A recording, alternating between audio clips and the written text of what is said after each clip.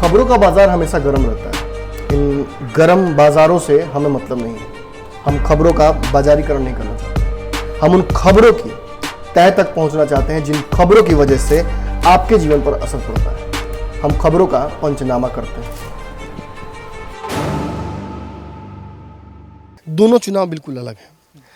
जब 2019 के लोकसभा के दौरान मैं घूम रहा था, आपने देखा था सब कुछ, तो हम लोगों से जब पूछ रहे थे कि बिहार में किसकी सरकार होनी चाहिए, तो लोग मोदी की सरकार कह रहे थे, नीतीश की सरकार नहीं कह रहे थे। जब हमने पूछा कि नीतीश और तेजस्वी में किसको आपको पसंद करते हैं, तो लोगों ने, बहुत सारे लोगों ने तेजस्वी को कहा था। देश के बाकी जगहों पे आप देख रहे हैं कि शराब खुल जा रही है, लोग खुशी खुशी जाकर शराब ले रहे हैं। मतलब ठीक है, कष्ट जो भी हो रहा है, कोरोना का लॉकडाउन, तो उस कष्ट तो झेलना ही पड़ेगा। कई जगहों पे तो हमने देखा है कि 2-2 किलोमीटर लंबी लाइनें लग चुकी हैं। उससे भी लंबी लाइन लगी, लोग बहुत कष्ट झेलकर भी शराब पी रहे हैं। उस चर्चा पर मैं नहीं पढ़ूंगा, क्योंकि बाकी जगहों से तो अच्छा ही है ना। मैं तो इसलिए नीतीश कुमार को बधाई देना चाहूँगा कि बाकी सब जगहों पे लोग 7-7 किलोमीटर लाइन लग रहे हैं शराब लेने के लिए। बिहार में तो होम डिलीवरी है, टेंशन क्या है, घर में मिल जा रहा है लोगों को समस्या नहीं है बिहार में। नीतीश जी से बहुत खुश है लोग। 15 साल का शासन बहुत खराब रहा, मान लेते हैं। आपने 15 साल शासन किया ना, आपने 15 साल में रिपेयर नहीं किया 15 साल के शासन को। कोई भी किसी की भी हथेली घुटना टूटने में कितना देर लगता है? सेकंड्स का मौका लगता है। रिपेयर करने में कितना दिन लगता है? ज़्यादा लगता होगा तो 6 महीने लगता होगा, 1 साल लगता होगा। उसके बाद भी अपनी रिपेयर कर पाए। आपको इतना सारा मौका मिला कॉन्सिक्यूटिवली, मैं बोल रहा हूँ, कंपैरेटिवली अगर आप एनालाइज करते हैं कि अगर 15 साल का शासन बहुत अच्छा नहीं था बिहार में, जो कि ये कहते हैं, और इन्होंने 15 साल समय ले लिया, तो अब इन्हें वहाँ पहुँचा देना चाहिए था बिहार को, जहाँ ये देखना चाहते हैं। इन सभी के दौरान नीतीश कुमार सबसे मजबूत पहले टर्म में रहे थे। उन्होंने लालू को रिप्लेस किया था। लालू यादव से मजबूत नेता को, उनकी राजनीतिक ज़मीन को खिसका दिया था उन्होंने। और दूसरे टर्म में जब उन्होंने वापसी की थी, तो उन्होंने बिहार के लगभग सारे नेताओं की राजनीति ख़त्म कर दी थी।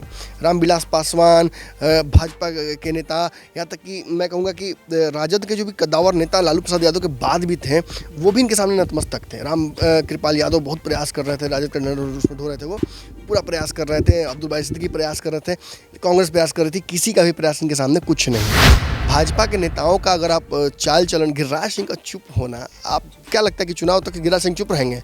गिरिराज सिंह जब बोलना शुरू करेंगे और बाकी बिहार भाजपा के नेता बोलना शुरू करेंगे, अभी तो संजय जायसवाल बोल रहे हैं, प्रमोद कुमार बोल रहे हैं, सीपी ठाकुर बोल रहे हैं, टूना पांडे बोल रहे हैं, ये लोग बोल रहे हैं ना, सच्चिदानंद राय बोल रहे हैं। जब ये बोलेंगे तो कैसे बोलेंगे और क्या बोलेंगे, ये भी मुझे पता है। बिहार में कई भाजपा के नेताओं का फॉर सीएम का पेज बन चुका है और प्रोफाइल बन चुका है और ग्रुप बन चुका है। इसे चुनावी तैयारी नहीं समझते तो क्या समझते? इतना बेवकूफ़ बिहार के। नमस्कार, स्वागत है आपका भारत लाइव में, और आप देख रहे हैं अपना पसंदीदा शो पंचनामा। ये वही शो है जिसमें खबरों की चीड़-फाड़ की जाती है और एक निष्पक्ष पर पहुंचा जाता है। एक खबर जो राजनीति इस वक्त जो चल रही है बिहार में कोरोना संकट के बीच में, कहीं ना कहीं नीतीश कुमार फेल नज़र आ रहे हैं। और अब बीजेपी भी इस बात को मानने को तैयार हो रही है कि नीतीश कुमार के वजह से बिहार फिसड्डी जाते जा रहा है। अब दर्शकों की डिमांड में आज हमारे साथ नमन मिश्रा जी हैं, जो हमारे संपादक हैं।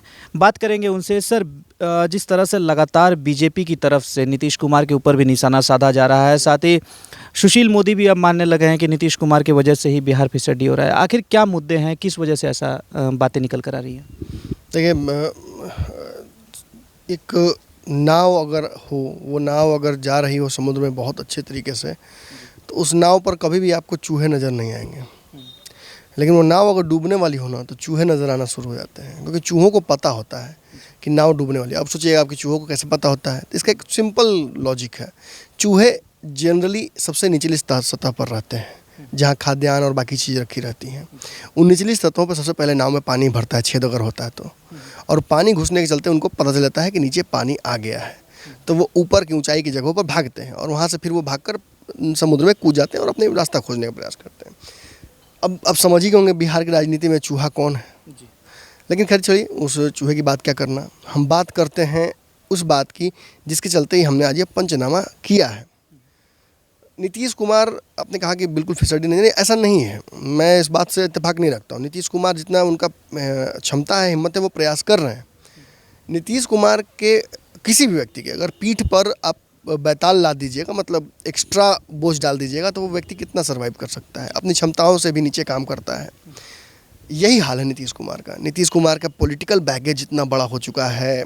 सत्ता पक्ष से उनका 36 का आंकड़ा है, विपक्ष से उनका 36 का आंकड़ा है, केंद्र सरकार उनकी बात नहीं सुनती है, सुशील मोदी उनकी बात सुनते हैं, कभी नहीं सुनते हैं। अपनी जो राजनीतिक महत्वाकांक्षा है एक सत्ता तक पहुंचने का, एक जो उनका ध्येय है सुशील मोदी का, उसके लिए नीतीश कुमार को इस्तेमाल करते हैं।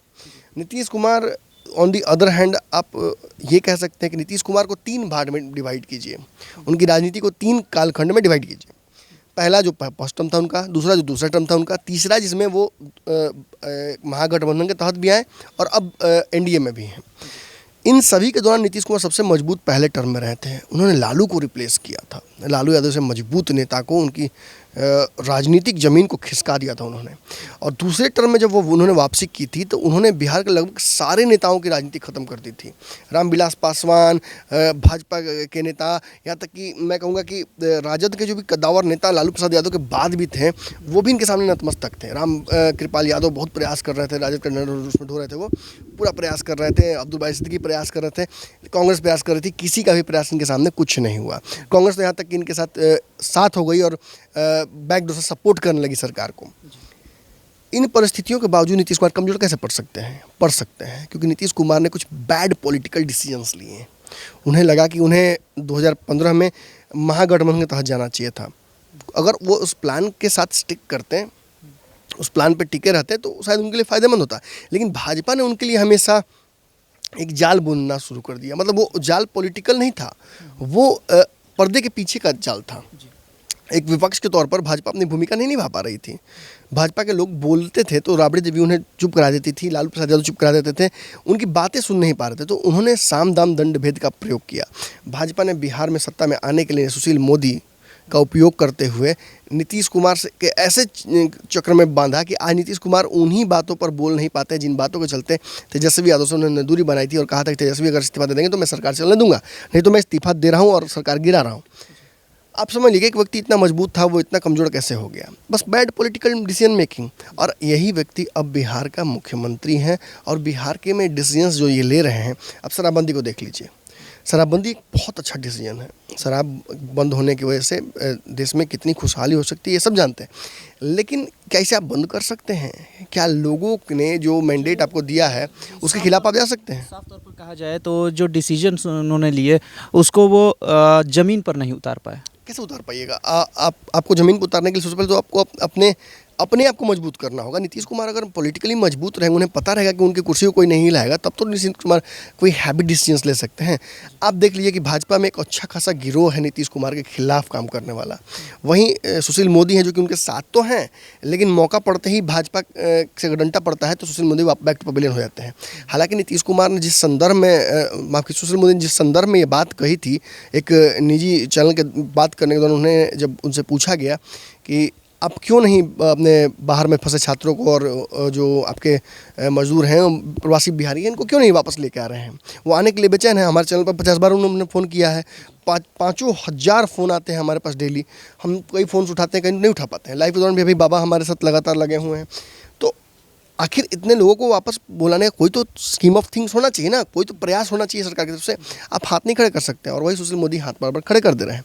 और इसी कारण से सुशील मोदी से जब सवाल पूछा गया उस चैनल पर तो उन्होंने ये बात कह दी जो कि बात नहीं उन्हें कहनी चाहिए थी, कि बिहार बहुत पिछड़ा राज्य है, बिहार में मूलभूत सुविधाएं नहीं हैं, बिहार में विकास नहीं हो पाया है।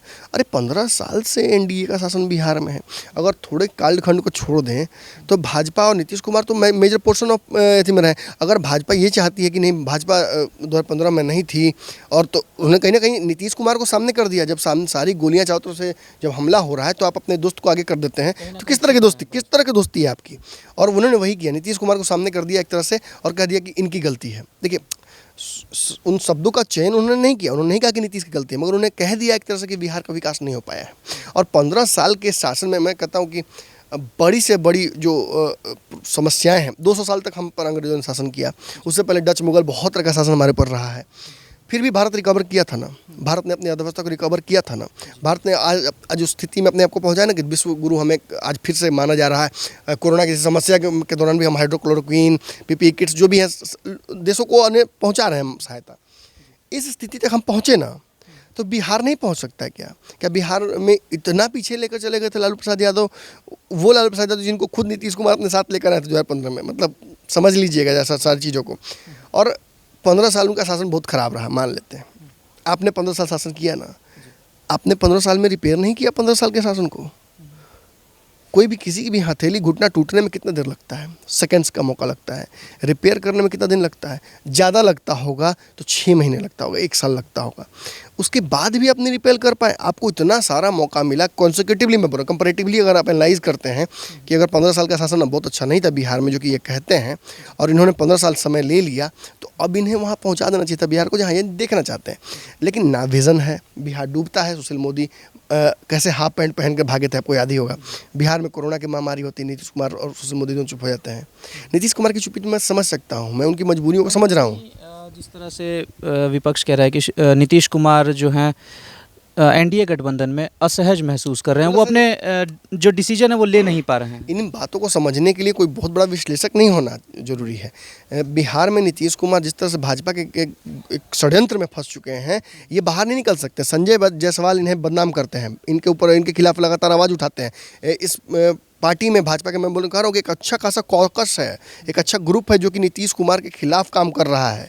इनका रिप्लेसमेंट खोज रहा है बिहार में, कि अपनी पार्टी से कोई रिप्लेसमेंट। लेकिन नीतीश कुमार के ऊपर सारा दोष क्यों मर दिया जाता है? क्योंकि भाजपा सहयोगी है यहाँ के। भाजपा अपने आप को पूर्णतः बिहार सरकार नहीं कह सकती है, क्योंकि डिसीजन मेकिंग उनके पास नहीं है। नीतीश कुमार ने बिहार में नकेल अपने हाथ में रखी हुई है। आप देख सकते हैं जैसे केंद्र में नरेंद्र मोदी अपने हाथ में सब कुछ रखते हैं, और जब बिहार को देने की बात हुई थी मंत्रिमंडल की, तो देखिए नीतीश कुमार कैसे बमके थे, क्योंकि नीतीश कुमार के हिसाब से नहीं बल्कि मोदी के हिसाब से वहाँ सिक्का गड़ना था। और आज यहाँ जब बिहार की बात आती है तो नीतीश कुमार देखिए कैसे अपने हिसाब से चलाते हैं। मंत्रिमंडल का विस्तार किया उन्होंने, भाजपा लोजपा को पूछा तक नहीं। लेकिन सुशील कुमार उनकी मजबूरी है, वो एकमात्र जरिया है, वो मैसेंजर, जिसके तहत उनको सुशील मोदी को के तहत उन्हें पहुंचना पड़ता है, या तो नरेंद्र मोदी के पास, या अमित शाह के पास, या भाजपा के शीर्ष नेताओं के पास। नीतीश कुमार बिहार में फंसे हुए जरूर हैं, लेकिन इनकी जो राजनीतिक क्षमताएं हैं वो काफ़ी अच्छी हैं। इनके पास अच्छे ब्यूरोक्रेट्स की एक अच्छी खासी संख्या है। लेकिन होता क्या है कि केंद्र सरकार और राज्य सरकार के समन्वय से ही कोई काम होता है। केंद्र सरकार नीतीश कुमार को बहुत ज़्यादा ऐसा नहीं दे रहा है जो कहा सकता लेवरेज, जिसके चलते नीतीश कुमार बिहार में अपने लोगों के लिए काम कर सके। पीपी किट्स की दर आप देख लीजिए। मैं मोबाइल लेकर नहीं आ पाया हूँ, आपके मोबाइल में मैंने स्क्रीनशॉट शायद भेजा है, मुझे वो स्क्रीनशॉट अगर आप दिखा सकते हो तो दिखाइए। मैंने एग्जैक्टली वो डेटा भेजा है कि कैसे नीतीश कुमार फिसड्डी नहीं है, नीतीश कुमार को फिसड्डी बनाया जा रहा है। और उसके पीछे विपक्ष बाद में आएगी। पहले सबसे पहली बात है कि यहाँ कहीं ना कहीं जो काम नीतीश के खिलाफ हो रहा है वो भाजपा ही कर रही है। अब देखिए, हमने तो लगातार खबर चलाई थी, हमने भाजपा को एक्सपोज भी किया था कि कैसे जो पीपी किट्स हैं, जो टेस्टिंग किट्स हैं, ये नहीं आ पा रही थी। साफ बात है कि बिहार में औसतन 1200 से 1300 ही कोरोना जांच हो पा रही है। इसे रोजाना 3000 से 5000 करना जरूरी है बिहार को बचाने के। WHO और सारे लोग ये बात कह रहे हैं। बिहार में पिछले 60 दिनों में अब तक कुल 28,000 जांच हुई है, यानी औसतन 10 की जनता पर 224 लोगों को ही कोरोना की जांच हो पा रही है। आप समझिए कितना बड़ा बिहार के साथ नाइंसाफ़ी हो रहा है। देश के बाकी जगहों पे आप देख रहे हैं कि शराब खुल जा रही है, लोग खुशी जाकर शराब ले रहे हैं। मतलब ठीक है, कष्ट जो भी हो रहा है, कोरोना का लॉकडाउन तो उस कष्ट तो झेलना ही पड़ेगा। कई जगहों पे तो हमने देखा है कि 2-2 किलोमीटर लंबी लाइनें लग चुकी हैं। उससे भी लंबी लाइन लगी, लोग बहुत कष्ट झेलकर भी शराब पी रहे। खैर उस चर्चा पर मैं नहीं पढ़ूंगा, क्योंकि बाकी जगहों से तो अच्छा ही है ना। मैं तो इसलिए नीतीश कुमार को बधाई देना चाहूँगा कि बाकी सब जगहों पर लोग 7-7 किलोमीटर लाइन लग रहे हैं शराब लेने के लिए। बिहार में तो होम डिलीवरी है, टेंशन क्या है, घर में मिल जा रहा है लोगों को समस्या नहीं है बिहार में। नीतीश जी से बहुत खुश है लोग। लेकिन समस्या कहाँ हो रही है? समस्या हो रही है कि नीतीश कुमार जो होता है ना, कि जैसे जिसके लिए जाने जाते हैं independent decision making, Nitish Kumar ऐसा नहीं कर पा रहे हैं। अगर वो बिहार में, अब देखिए सीधी सी बात है, पीपी किट्स की जो आवश्यकता थी, नीतीश कुमार ने साफ तौर पे अपने विभागीय ढांचे के तहत भेजा था कि हमें इतनी आवश्यकता है। क्या आया? हाइड्रोक्लोरोक्विन का हमारे पास आया। अब बाकी देशों में दे रहे हैं, यहाँ नहीं दे रहे हैं। बिहार में सबसे स्लो जा रहा है जाँच रेट। मतलब किस तरह का ये चल रहा है बिहार के। और बिहार भी नहीं कहूँगा, मैं कहूँगा बिहार ने तो सीधे तौर पे भाजपा को नकार दिया था 2015 में, और भाजपा उसका बदला तो लेगी ही ना। अगर वो विपक्ष में रहे व सत्ता पक्ष में रहे, कहीं भी रहे, बिहार में भाजपा बिहार से बदला लेगी। लेकिन भाजपा के पास सबसे बड़ा कारण यहाँ है नीतीश कुमार को सामने करके नीतीश कुमार की क्रेडिबिलिटी बिहार की जनता के पास ख़त्म कर देना। और अगर चुनाव में अगर भाजपा को ज़्यादा सीटें आ जाती हैं तो नीतीश कुमार को तो ऐसे भी रिप्लेस करके हटाना है। लेकिन बिहार में जिस भाजपा को 2015 में बिहार ने नकारा था, वही भाजपा को 2019 में 39 सीटें मिली हैं, ये भी कहीं ना कहीं मैं मानता हूँ। देखिए दोनों चुनाव बिल्कुल अलग हैं। जब 2019 के लोकसभा के दौरान मैं घूम रहा था, आपने देखा था सब कुछ, तो हम लोगों से जब पूछ रहे थे कि बिहार में किसकी सरकार होनी चाहिए, तो लोग मोदी की सरकार कह रहे थे, नीतीश की सरकार नहीं कह रहे थे। जब हमने पूछा कि नीतीश और तेजस्वी में किसको आपको पसंद करते हैं, तो लोगों ने, बहुत सारे लोगों ने तेजस्वी को कहा था। बहुत सारे लोग नीतीश से का विकल्प चाहते हैं बिहार में। ये भाजपा भी हो सकती है, ऐसा नहीं है। देखिए 15 साल बहुत होता है, 15 साल में नीतीश कुमार जी ने बहुत काम किया है, लेकिन हर अच्छी चीज़ का एक समय होता है। फिल्म भी जो बहुत अच्छी होती है वो 1.5 घंटे, 3 घंटे, 2 घंटे बाद ख़त्म हो जाती है। और नीतीश कुमार के राजनीतिक काल का ये अंत ही है, वरना इस तरह से नीतीश कुमार के ऊपर विपत्तियाँ नहीं राजनीतिक आती नहीं रहती।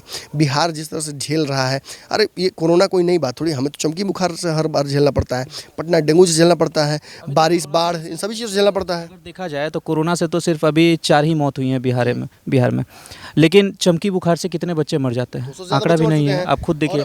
उससे ज़्यादा जो कोरोना हमको इफेक्ट कर रहा है, उससे ज़्यादा तो हमको चमकी बुखार और इन्फ्लाइटिस ये सब चीज़ें। अब तक 15 लोग मर चुके हैं। बिजली गिरने से बिहार में एक दिन मौसम खराब होता है, बिजली गिरने से 15 लोग मर जाते हैं। भूखमरी से मरने वालों का आंकड़ा 4-5 हो चुका है। तो मैं वही कहूँगा कि हमारे लिए कोरोना तो वैश्विक महामारी है ही, लेकिन हमारे पास और भी दर्द है मोहब्बत के सिवा। जिस तरह से आपने पहले भी कहा था कि कोरोना बिहारी जो है वो कोरोना को मार रहे हैं, कहीं ना कहीं देखने को आज भी मिल रहा है कि बिहारी कोरोना को मार रहे हैं। और हम जिस तरह से सरकार मतलब इतनी अच्छी चीज़ें होने के बावजूद, इतना स्ट्रॉन्ग इम्यून सिस्टम बिहार का होने के बावजूद सरकार कमज़ोर पड़ जा रही है। सरकार नहीं, मैं कहूँगा स्पेसिफिकली कि नीतीश जी कमज़ोर पड़ जा रहे हैं, क्योंकि नीतीश जी को कमज़ोर कर रहे हैं घर में बैठे कैटलिस्ट। आपको खुद पता है कि आपके शरीर के अंदर के जो एंटीबॉडीज़ हैं वही आपको कोरोना से जिताते भी हैं और वही कहीं ना कहीं कोरोना से आपको हराते भी हैं। अगर उनकी कमजोरी पड़ जाए तो वही एनडीए की मैं बात करूँगा कि एनडीए के अंदर के तत्व ही एनडीए को बनाते हैं और एनडीए के अंदर तत्व ही नीतीश कुमार को बिगाड़ते भी हैं। कहीं ऐसा तो नहीं हो रहा है कि जिस तरह से कोरोना के बीच राजनीति चल रही है तो नीतीश कुमार को पीछे छोड़ एनडीए आगे आना चाहती है अगले चुनाव में, ऐसा भी कुछ? ये कोरोना तो आई है ना, एनडीए का ये प्लान ए एनडीए का यही है कि नीतीश कुमार को रिप्लेस कर देना है और उनको पिछली सीट पे बिठाना है और अगली सीट पे भाजपा का ही कोई नेता बैठेगा। ये तय है। ये इसमें कोई, अब मैं बोल, राजनीतिक विश्लेषक इसके लिए होना जरूरी नहीं है। भाजपा के नेताओं का अगर आप चाल चलन, गिरिराज सिंह का चुप होना, आप क्या लगता है कि चुनाव तक गिरिराज सिंह चुप रहेंगे? गिरिराज सिंह जब बोलना शुरू करेंगे और बाकी बिहार भाजपा के नेता बोलना शुरू करेंगे, अभी तो संजय जायसवाल बोल रहे हैं, प्रमोद कुमार बोल रहे हैं, सीपी ठाकुर बोल रहे हैं, टूना पांडे बोल रहे हैं, ये लोग बोल रहे हैं ना, सच्चिदानंद राय बोल रहे हैं। जब ये बोलेंगे तो कैसे बोलेंगे और क्या बोलेंगे ये भी मुझे पता है।